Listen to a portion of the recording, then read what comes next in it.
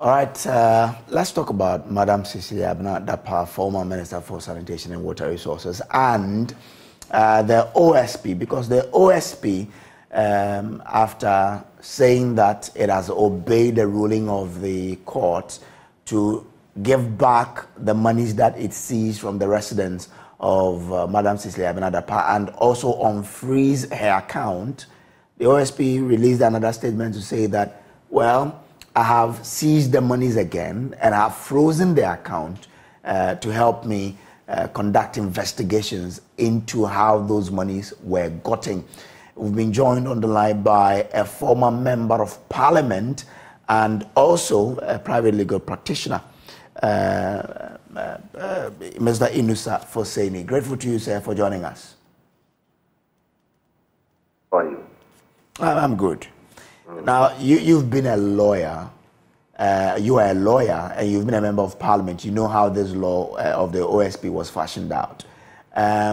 This strategy that the OSP is using, what do you make of it from the professional point of view? Is that something that the law, allows him to do? So this is something we have encountered, or almost all legal practitioners have encountered in court. Particularly in arrest situations where the arrested person is kept in jail for the beyond the stipulated period of time that an accused person or a person arrested can be held in custody. When you go to court on the human habeas corpus application, the court might rule that person be released, and the police will leave the court and stand at the gate of the court, the entrance of the court. Immediately that the accused person comes out, he's rearrested and prosecuted.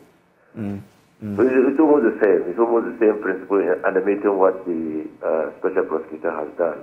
I mean, we need to understand, Sam, that the fact that the court ordered the return of the seized properties to the power was not because the court believes that the property is not tainted property, but because of procedural lapses that occurred, during the seizure. And so the Special Prosecutor's Office, being an office of a creature of statute, it has a duty to comply with the dictates and provisions of the statute. So non-compliance with procedures stipulated in the statute can result in what happened in court the last time he went to free the asset. And so what has happened is normal. It's normal practice. I mean, the money has not been washed out of the suspicion that it is money which is tainted by corruption or a corruption-related offense. Okay. It still has that character. And having that character means that the special prosecutor can reseize the money or can freeze the bank account. Okay. And how long can this be done? Well, so he sees the cash, fiscal cash, pursuant to Section 38(1)A. And he or his authorized officer can do that.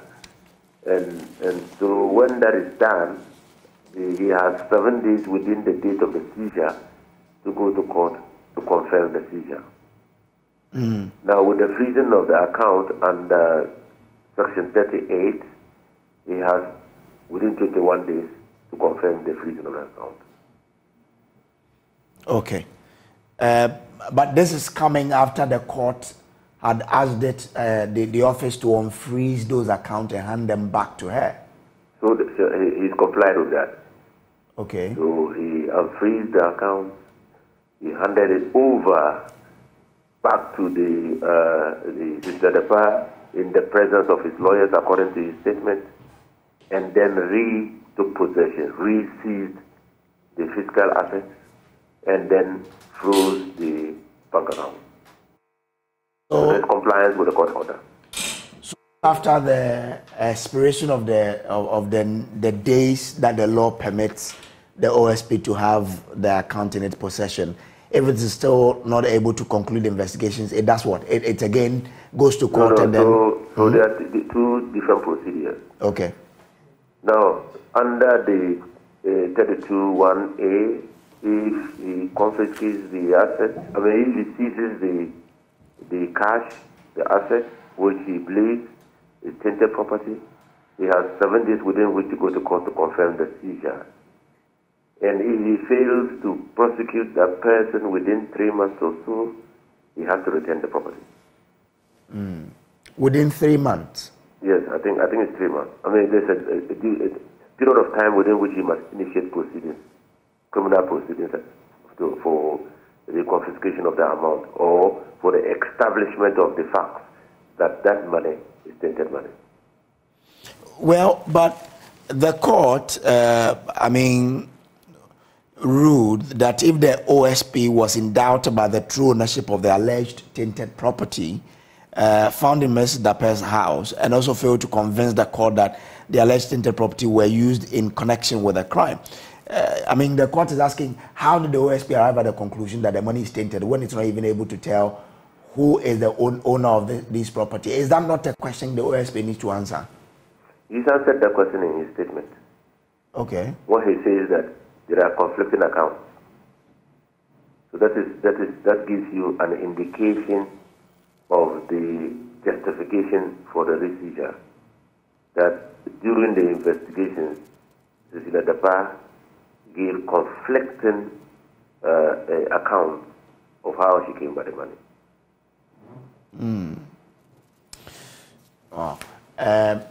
Once they have seized the properties again, what remedy does Cecilia Dapa have in terms of trying to retrieve those properties?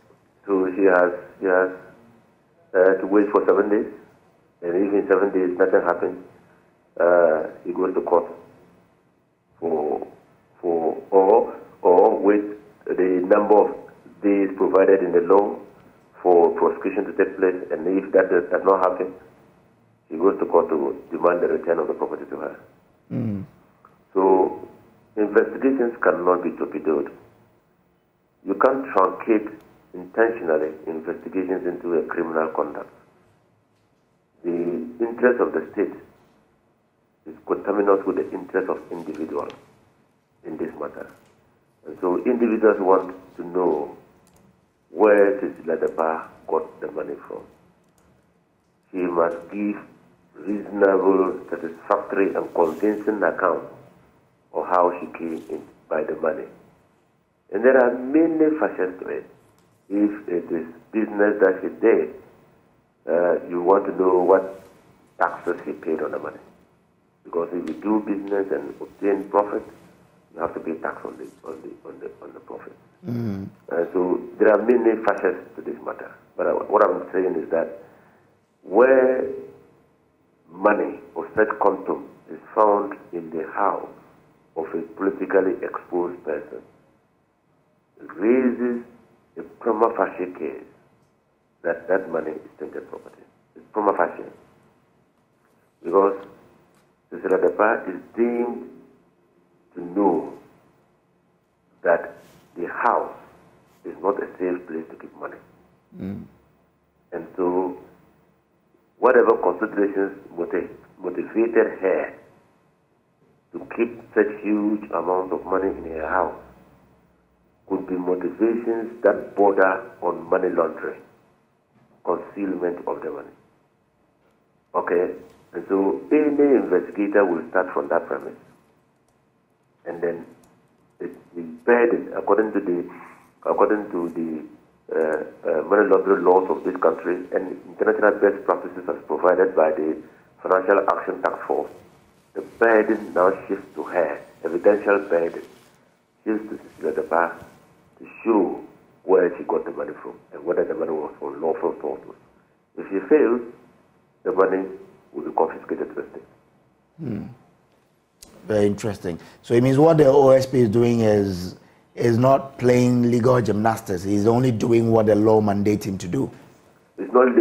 So we have to give him the benefit of the doubt now, because one, it's consistent with practices in our courts and of the police or law enforcement agencies. Two, he is not gone to sleep. In the case of Ajanem Boatin, we were worried that he made such a mistake. When he repeated same in Cecilia Dapa, we thought and believed that that was intentional and deliberate. willful act to ensure that the accused person is not prosecuted and that the burden is not taken. But now that he's acted expeditiously, we have to give him the benefit of the doubt and watch the process closely. I don't think he will be forgiven if he repeats the mistakes of the past.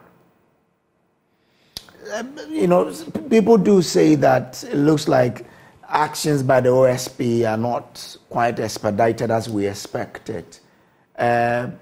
Must people have that notion, or we must understand that that's how the legal processes work? No, that's not. The way the law stipulates timelines within which to comply or to take certain action, to comply with the provisions of the law, you have a duty to comply with the timeline. And so, and in particular, the explanation, the first letter issued by the special prosecutor explaining away his disagreement with the court on the basis of the fact that he searched many properties. And so the reckoning of time was wrong by the court, was, with the greatest respect to him, ill-informed. Because the law says that when an asset is seized, it's not when a search is conducted, it's when an asset is seized. You have 7 days to confirm the seizure of that asset. So if you search 100 houses, and in each house, you might not be able to search all the 100 houses in a day, but in each house, if you find tainted property, you have 7 days within which to go to court to confirm the tainted property. So talking about not expediting action, one can fault the special prosecutor for having to wait 3 weeks after the searches of the first were conducted in the first house, and conclude that since about 5 or so houses were involved, his appreciation of the period that time will run will start with the conclusion of the large search. And that brought him within the ambit of the law to go to court in 7 days to confirm the seizure. I disagree with him, and I think that he was also wrong. I think he's found that that's why this time he's turned around so fast to act. Now, the freezing order, when you freeze and you go to court within the time allowed by the law for the confirmation of the freezing order, you are enjoined to state in particular detail in your affidavit the grounds for the application for confirmation. So I hope that in going to court to confirm the seizure of the monies or volume of transactions or the freezing of the bank account of Ladapa in the various banks, the special prosecutor will not only tell us the lodgements into the account, when those lodgements were done and by whom, whether the lodgements were done during the time Ladapa was the Minister of State, what transactions occurred during that time, whether or not Ladapa was known to have any business aside working as a minister, and all those. So as to convince the court that from the circumstances, from all the circumstances taken together, there is a reasonable suspicion that that money is tainted property. But not just go to court with a blank sheet of paper and ask the court to write an order freezing the account. The court will not do that. At this juncture, when Ghanaians want swift action, is it right for Parliament to come in here and probably have another public inquiry into all of the matter, or we should allow the OSP to do its work? So we should not stampede the OSP. I mean, I speak from the background of the fact that I was I was part of the leadership of the Committee on Constitutional, Legal and Parliamentary Affairs of Committee of Parliament when we passed the law. We had to travel to various jurisdictions to understand and appreciate how the law works, how their laws work, and import best practices from those jurisdictions to inform our laws. We also have to negotiate the fine contours of Article 88 of the Constitution to give the special prosecutor operational, financial independence and autonomy. In fact, we even insulated him against manipulation by his board, because being a public office, there is a requirement for the establishment of a board which will spell out general policy for the office. And if you look at the functions of the board, it was carefully circumscribed in order not to influence the special prosecutor in the performance of the duty. So we do not have to stampede him. Let's see how he handled the case and whether we were justified after all in creating that office. And he was a lecturer at the University of Ghana. I have known him for some time. I think that he knows what to do. And I believe that having suffered two setbacks in the case of Ajanem Boatin and the bar number 1, in this the bar number 2, he will take all the necessary remedial steps to ensure that the intent of the statute or the law is realized. All right. Grateful to you, Honorable, for joining us here. Thanks. You're welcome, sir. You're welcome. Honorable Yunusa Fuseni is a former member of Parliament for Tamale Central and is a private legal practitioner as well, helping us out with the OSP Cecilia Dapar case there. Now, you can join us with your thoughts as well. Would be glad to hear from you on the issues that we've been discussing here. Again, if you go onto Facebook and you leave your thought on our feed, we'll pick it and share that with the rest of our viewers. So that's it. What do you make of Alan Chamantin's resignation, as well as the OSP and Cecilia Dapar matter? Just give us a call now. We'll activate the phone line so that you can call us 0302169121, and then we can be picking your thought.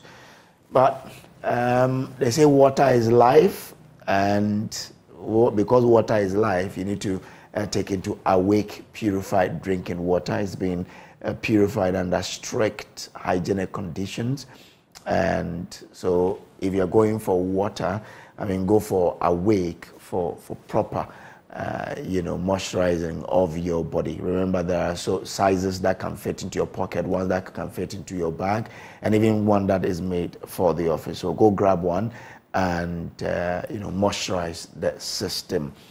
Remember that for every bottle of Awake you buy, an amount is donated to the Cardiothoracic Center of Kolebu to support in the payment of, for surgeries done for some people. So that's what is called One for Life. So if you buy Awake purified drinking water, you are contributing to the payment of surgeries for some unfortunate people.